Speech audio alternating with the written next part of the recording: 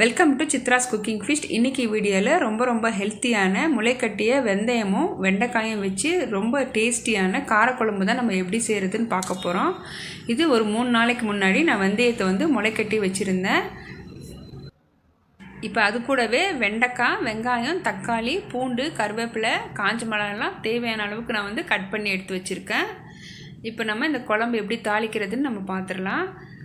நான் இந்த குழம்பு பார்த்திங்களா சட்டியில் தான் தாளிக்க போகிறேன். 3 டேபிள் ஸ்பூன் அளவுக்கு நல்லெண்ணெய் சேர்த்துக்கிட்டேன். நல்லெண்ணெய் சூடானதும் கடுகு சேர்த்துக்கலாம். கடுகு பொரிஞ்சதும் 1/2 டீஸ்பூன் அளவுக்கு சீரகம் சேர்த்துக்கலாம். ஒரு கைப்பிடி அளவுக்கு கருவேப்பிலை, பூண்டு சேர்த்துக்கலாம். கருவேப்பிலை பூண்டு பொரிஞ்சதும் 2 மீடியம் சைஸ் வெங்காயம் பொடியாக கட் பண்ணி வச்சுருந்தேன். இப்போ அதுவும் சேர்த்துக்கிட்டேன்.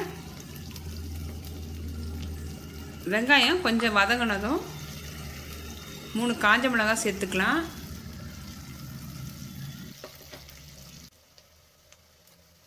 இப்போ நாம் முளைக்கட்டி எடுத்து வச்சுருந்த வெந்தயத்தை சேர்த்துக்கலாங்க. நான் 2 ஸ்பூன் அளவுக்கு வெந்தயம் எடுத்திருந்தேன். நைட்டு வெந்தயத்தை ஊற வச்சு அந்த தண்ணியை காலையில் வடிச்சிட்டு ஒரு கிண்ணத்தில் போட்டு க்ளோஸ் பண்ணி ஒரு 3 டேஸ் வரைக்கும் நான் விட்டு இந்த அளவுக்கு முளைக்கட்டி எடுத்து வச்சுருக்கேன். பொதுவாகவே வெந்தயத்தில் பார்த்திங்கன்னா நிறைய ஹெல்த் பெனிஃபிட்ஸ் இருக்குது. உடம்புக்கு ரொம்பவே நல்லது, எல்லாருக்கும் தெரியும். அதுவும் நாம் முளைக்கட்டி இந்த மாதிரி குழம்பு செஞ்சு சாப்பிடும்போது நமக்கு உடம்புக்கு ரொம்பவே நல்லது.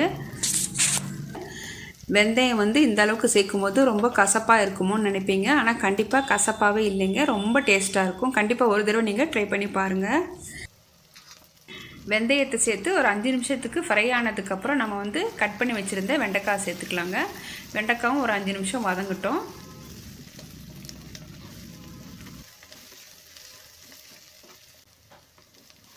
வெண்டைக்காய் நல்லா வதங்கி வந்திருக்கு. இப்போ இந்த சமயத்தில் 2 மீடியம் சைஸ் பழுத்த தக்காளி நான் அரைச்சி வச்சுருக்கேன். இப்போ இது சேர்த்துக்கிறேன்.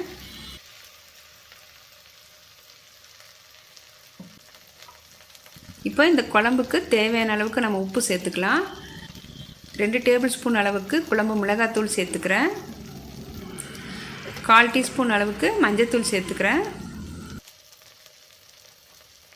நான் இந்த குழம்புக்கு பார்த்திங்கன்னா தனியாத்தூள் எதுவும் சேர்க்கலை. நம்ம வெந்தயம் சேர்த்துருக்கிறதால அதோட ஃப்ளேவரே நல்லாயிருக்கும். இப்போ மிக்ஸி கப்பை கழுவிட்டு நான் ஒரு 1/2 டம்ளர் அளவுக்கு தண்ணி சேர்த்துக்கிறேன். தண்ணி சேர்த்துட்டு ஒரு 10 நிமிஷத்துக்கு நம்ம க்ளோஸ் பண்ணி வேக வச்சுக்கலாம். இப்போ குழம்பு கொதிச்சு நல்லா எண்ணெய் பிரிஞ்சு வந்திருக்கு. இப்போ நம்ம ஒரு சின்ன நெல்லிக்காய் சைஸ் அளவுக்கு நான் புளி கரைச்சி வச்சுருக்கேன்.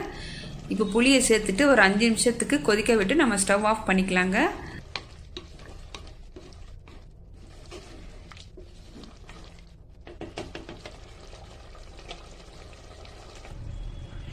குழம்பு இப்போது கொதிச்சு சூப்பராக ரெடி ஆயிடுச்சு. நான் இதே குழம்பு நான் பாவக்காயிலையும் ட்ரை பண்ணி பார்த்தேன். வெண்டைக்காய்க்கு பதிலாக பாவக்காய் சேர்த்துக்கிட்டேன். இந்த ரெசிபி பார்த்திங்கன்னா நானே ட்ரை பண்ணி பார்த்தது, எனக்கு சூப்பராக வந்திருந்தது. நீங்களும் கண்டிப்பாக ஒரு தடவை இது செஞ்சு பார்த்துட்டு ஃபீட்பேக் எனக்கு கமெண்ட் பாக்ஸில் கமெண்ட் பண்ணுங்கள். இது சூடான சாதத்துலேயும் நம்ம சாப்பிட்லாம், சப்பாத்திக்கும் நம்ம சைட் டிஷ்ஷாக வச்சு சாப்பிட்லாங்க. டேஸ்ட் ரொம்பவே நல்லாயிருக்கும். இந்த குழம்புக்கு பார்த்திங்கன்னா நமக்கு சைட் டிஷ்ஷே தேவையில்லை, அப்பளம் மட்டும் இருந்தால் போதும். நமக்கு எவ்வளோ சாப்பிட்றோன்னு தெரியாது. ட்ரை பண்ணி பாருங்கள். இது வரைக்கும் நம்ம சேனலை சப்ஸ்கிரைப் பண்ணாமல் பார்த்துட்டு இருந்தீங்கன்னா சப்ஸ்கிரைப் பண்ணிவிட்டு பாருங்கள். லைக் பண்ணுங்கள், ஷேர் பண்ணுங்கள், கமெண்ட் பண்ணுங்கள். கூடவே பெல் பட்டனை ப்ரெஸ் பண்ணி வச்சுக்கோங்க. அப்போ தான் நான் போடுற வீடியோஸ் உங்களுக்கு நோட்டிஃபிகேஷனாக வரும். தேங்க்யூ ஃபார் வாட்சிங்.